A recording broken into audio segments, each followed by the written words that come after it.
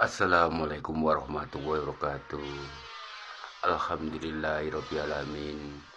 Kita bisa berjumpa di acara bertemakan terapi alternatif medis non medis dan membantu doa atas segala problema. Di kesempatan ini saya akan membuktikan dan Anda bisa praktekkan, dan bila perlu bawa saja ke gubuk saya di Dusun Klio, Desa Sugihwaras, Pringkuku Pacitan, ke rumah Bapak Purwadi ya. Itu rumah saya dekat Masjid Al Mujahidin Dusun Klio. Depan gubuk saya ada pos Ronda Kamling Dusun Klio. Ada kesempatan ini sudah terbukti dan banyak sekali sudah dirasakan kesembuhannya dan tidak kambuh. Di sini saya mengambil tema judul yaitu cacat bisu tuli sejak lahir ya. Jadi dari lahir sudah tidak dengar, tidak bisa bicara. Anda bisa buktikan, dan kalau ingin ke gubuk saya bisa praktekkan dulu. Setelah nanti ada perkembangan bawa ke tempat saya atau langsung ke tempat saya ya, di Pacitan, Dusun Klio, Desa Sugihwaras, Pringkuku Pacitan. Itu jalur ke Pantai Watu Karung, Pasir Putih.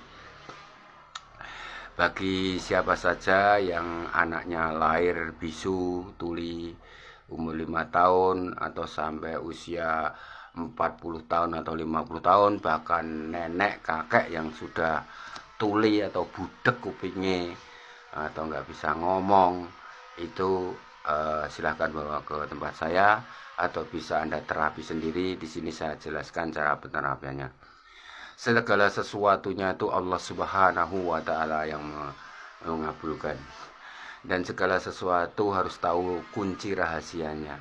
Kunci rahasianya apa? Ibaratnya orang sekolah itu ada soal testing, pasti supaya jawabannya benar dia harus tahu cara-caranya, dan jika membuat soal pasti ada kunci jawabnya. Seperti halnya permasalahan kehidupan sengsara menderita itu karena apa, ada kunci jawabannya.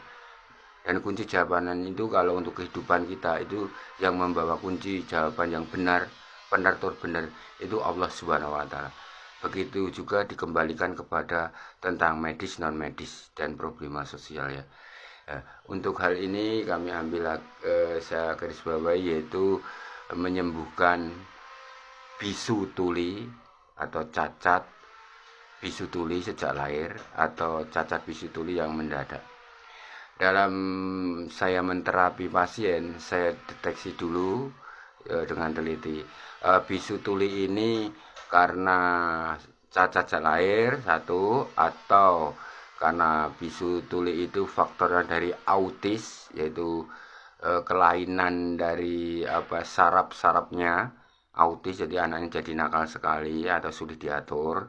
Itu harus disembuhkan dulu autisnya ya. Nanti di edisi lain akan ada tentang pembahasan autis ya, penyembuhan autisnya ya.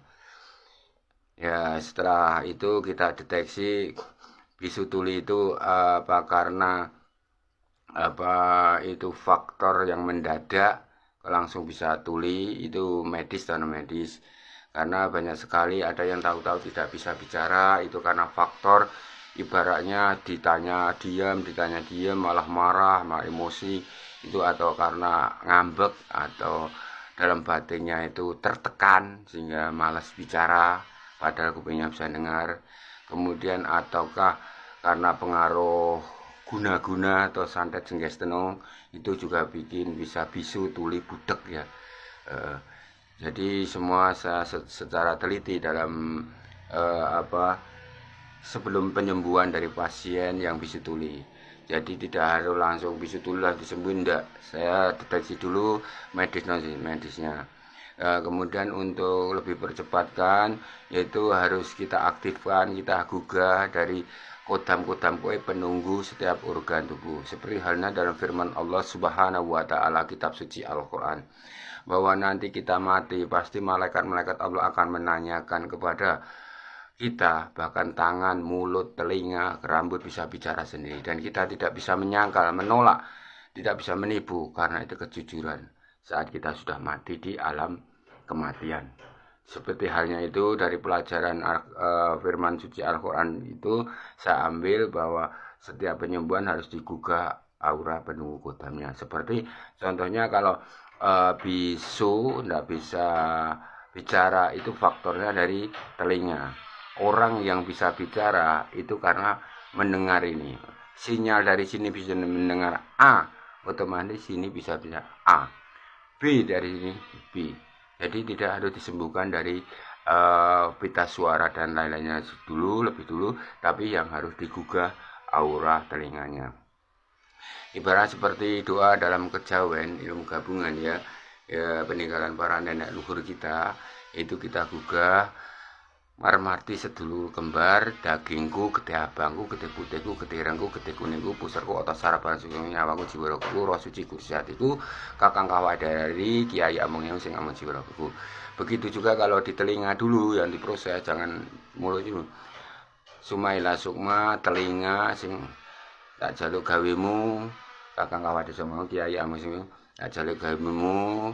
Tuang nambani bisuku supaya omong. Tapi yang berdoa ini adalah pihak yang sehat ya, seperti hanya orang tuanya atau saudaranya ya, yang mau menterapi seperti yang saya contohkan ini.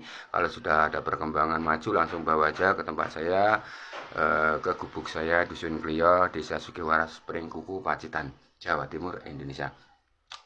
Sekali lagi, setelah digugah dari ini, Sumailah sukma, penunggu kodam telinga, baca surat Al-Fatihah 9 kali atau 27 kali.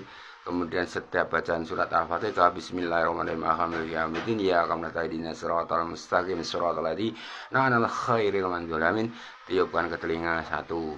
Kemudian baca Al-Fatihah lagi, tiupkan. Ini sini 9 kali Al-Fatihah, sini 9 kali Al-Fatihah. Jadi sama, 27 ya 27.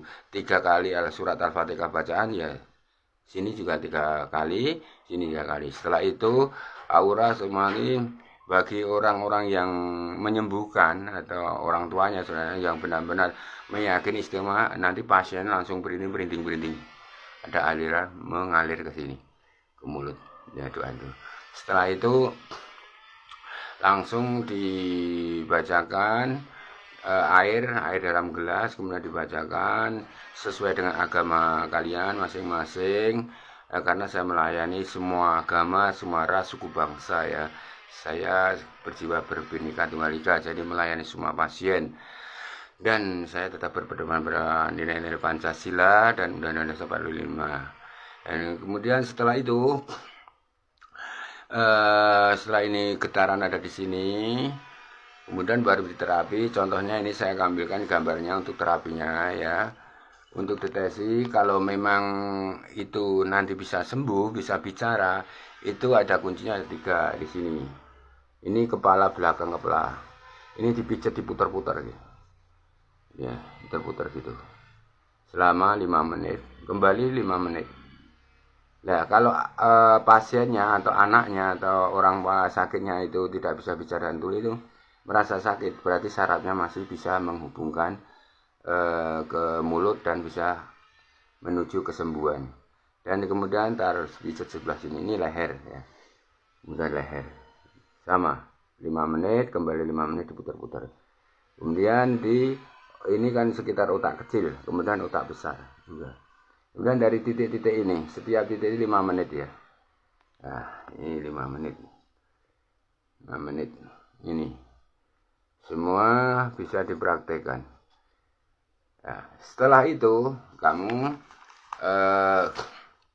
ambil sendok ya, sendok garpu itu. Sendok itu dikeruk-kerukkan di sini. Nah, ini merangsang saraf lidahnya ya. Nah, setelah tadi diterapi semua dengan menggugah aura, yaitu dengan doa. Jadi tidak tusuk refleksi tapi diam aja, tapi ada doa-doanya. Ada kekuatan doa masuk. Ya, ada doa masuk.